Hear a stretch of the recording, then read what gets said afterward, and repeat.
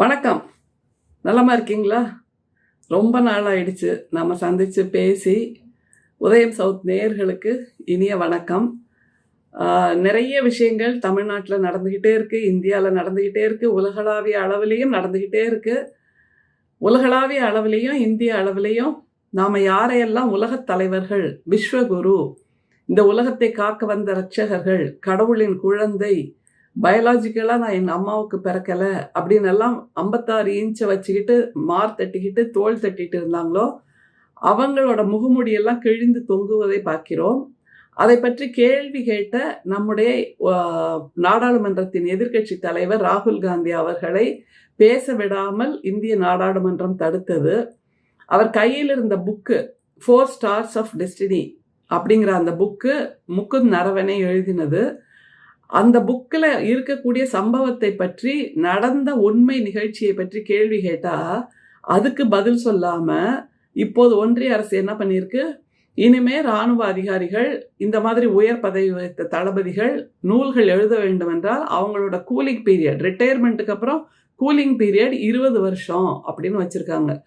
60-65 வயசில் ரிட்டையர் ஆகிறாங்க அப்படின்னா அவங்களோட அனுபவங்களை எழுதுவதற்கு இன்னொரு 20 வருஷம் அவங்க காத்திருக்கணும். அப்போ தான் அவங்க எழுதக்கூடிய அந்த பர்மிஷன் கிடைக்கும், அனுமதி கிடைக்கும். அப்படின்னா இது என்ன விதமான கொடுங்கோல் ஆட்சி அப்படிங்கிறத நம்ம முதல்ல கேட்கணும்.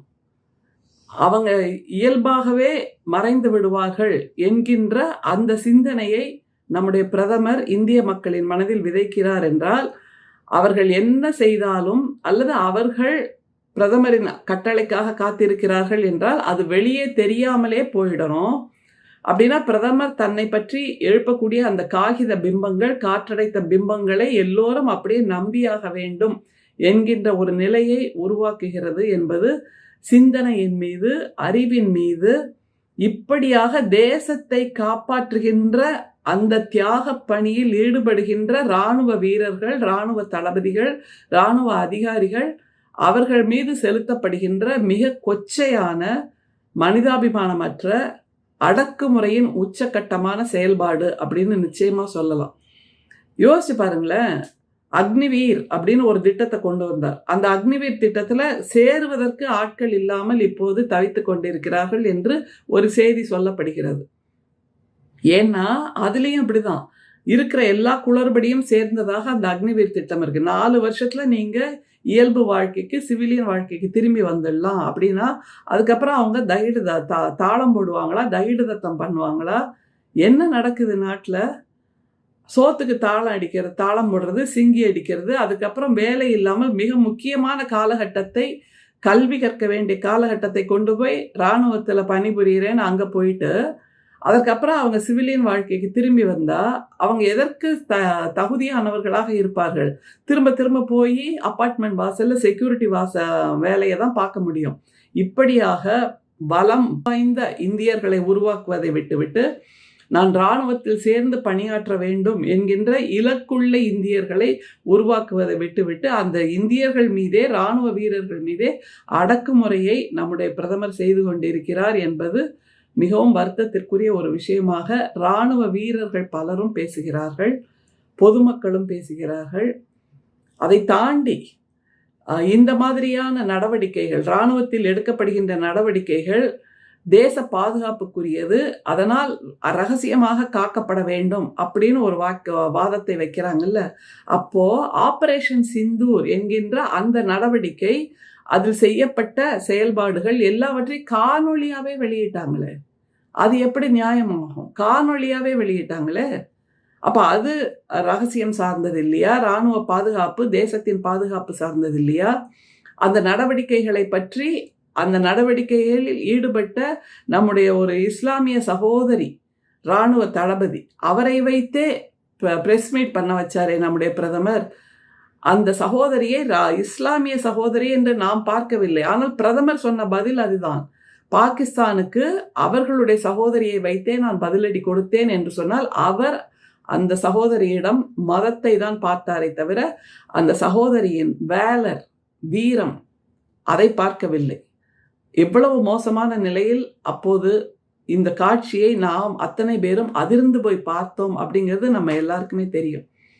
அதனால இந்த இராணுவத்தினர் மீதே இப்படியான அடக்குமுறைகள் செய்யப்படுகின்றது என்றால் இது எந்த திசையை நோக்கி இந்தியாவை அழைத்து செல்கிறது, இழுத்து செல்கிறது என்பது மிகப்பெரிய கேள்விக்குறியாக இருக்கிறது. அதை தாண்டி மிக சமீபத்தில் பிரதமர் கையெழுத்திட்ட அந்த இண்டோ அமெரிக்கன் ட்ரேட் டீல் கிட்டத்தட்ட $500 பில்லியன் அளவுக்கு அமெரிக்க பொருட்களை இந்தியா வாங்கி கொள்ள போகிறது 18% வரி விதிப்புடன். அதுதான் அந்த டீலோட கிரக்ஸ். அதில் மிக முக்கியமானது பல இது இருக்கு. என்னன்னா, அவர்களுடைய அமெரிக்காவின் விளைபொருட்களை இந்தியா வாங்கி கொள்ள வேண்டும். அது மாதிரி அமெரிக்காவின் இராணுவ தளவாடங்கள், விண்வெளி தளவாடங்கள் எல்லாவற்றையும் இந்தியா வாங்கி கொள்ள வேண்டும். அதை தவிர ரஷ்யாவிடமிருந்து அந்த கச்சா எண்ணெயை வாங்காமல் வெனிசுலாவிடமிருந்து வாங்க வேண்டும் என்றால் அத்தனைக்கும் தலையாட்டினார் நம்முடைய பிரதமர். இதுல மிக முக்கியமா இன்னொரு கேள்வி இருக்கு. இப்போது இராணுவ ரகசியங்களை வெளியிடக்கூடாது என்பதற்காக அந்த இராணுவ தளபதிகள் ஓய்வு பெற்ற பின்பு 20 ஆண்டுகள் கூலிங் பீரியட்னு வைக்கிறாங்கல்ல.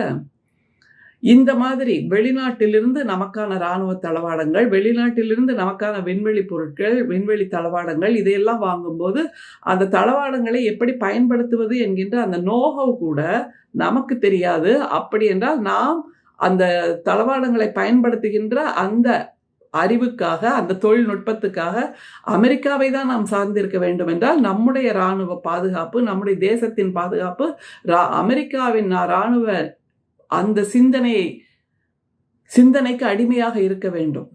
அவர்களுடைய நோஹவ், அவர்களுடைய டெக்னாலஜி, அதற்கு நாம் காலம் காலமாக அடிமையாக இருக்க வேண்டும் அப்படிங்கிற ஒரு சிந்தனையும் இயல்பாகவே பொதுமக்கள் கேட்கிறார்கள். நாம் இப்ப நினைச்சிட்டு இருக்கோம் பொதுமக்களுக்கு இதெல்லாம் தெரியாது அப்படின்னு. அப்படி இல்லைங்க. ஏன்னா இப்போது தொழில்நுட்பத்தின் வாயிலாக, இந்த அலைபேசியின் வாயிலாக உலகம் நம்ம அத்தனை பேரின் கையிலும் வந்துவிட்டது. கூகுள் மூலமாக அவர்கள் எதை வேண்டுமானாலும் தேடி வாசித்து தெளிவு பெறுகிறார்கள் என்னும்போது பொதுமக்களின் கேள்விகள் நியாயமானதாக இருக்கிறது, அவர்களுடைய கோபங்கள் நியாயமானதாக இருக்கிறது, அவர்களுடைய சந்தேகங்களும் நியாயமானதாக இருக்கிறது. ஆனால் பிரதமரிடமிருந்து பதில்தான் இல்லை.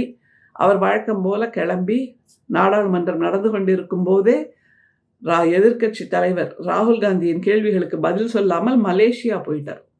மலேசியாவில் போய் அவர் சொன்ன வாக்கியம்தான் மிக முக்கியம். தமிழ் மொழி என்பது இந்தியா உலகத்துக்கு கொடுத்திருக்க கூடிய கொடை என்று சொன்னார். அப்படியே காதுல தேனும் பாலும் பாஞ்ச மாதிரி இருந்ததுங்க. இப்படியாக டாம்பீகமாக மேடை ஏறி பேசுவதை மட்டுமே வழமையாக வைத்திருக்கக்கூடிய பிரதமர் இப்போது கொண்டு வந்திருக்கக்கூடிய இந்த புதிய சட்டம் 20 ஆண்டுகள் கூலிங் பீரியட் என்பது நிச்சயமாக எதிர்காலத்தில் இந்த இராணுவ தலைவரை போல் நான் இராணுவத்தில் ஈடுபட வேண்டும், இந்த இராணுவ தளபதியை தான் என்னுடைய ரோல் மாடல், இவரை போல் நானும் இராணுவத்தில் ஈடுபட்டு தேசத்துக்காக பணியாற்ற வேண்டும், சேவை செய்ய வேண்டும், இப்படியாக தன்னுடைய இலக்குகளை நிர்ணயிக்கக்கூடிய அந்த இளைஞர்களை இல்லாமல் ஆக்குகிறார், அல்லது அந்த இளைஞர்களுக்கு இலக்குகள் இல்லாமல் ஆக்குகிறார். இப்படிப்பட்ட இராணுவ வீரர்கள் பெறுகின்ற அந்த புகழ் வெளிச்சம், அவர்களுடைய நீண்ட அனுபவம், இது எதுவுமே பதியப்படாமல், இலக்கியமாக்கப்படாமல், நூலாக்கப்படாமல், எதிர்காலத்துக்கு பயன்படாமல் அப்படியே மண்ணோடு போக வேண்டும் என்பதைத்தான் இந்த புதிய சட்டம் மூலமாக நம்முடைய இந்தியாவில் ஒரு சூழலை உருவாக்குகிறார் பிரதமர் என்பதை பொதுமக்கள் பேசுகிறார்கள். பதில் என்ன தெரியவில்லை. மீண்டும் சந்திப்போம். நன்றி, வணக்கம்.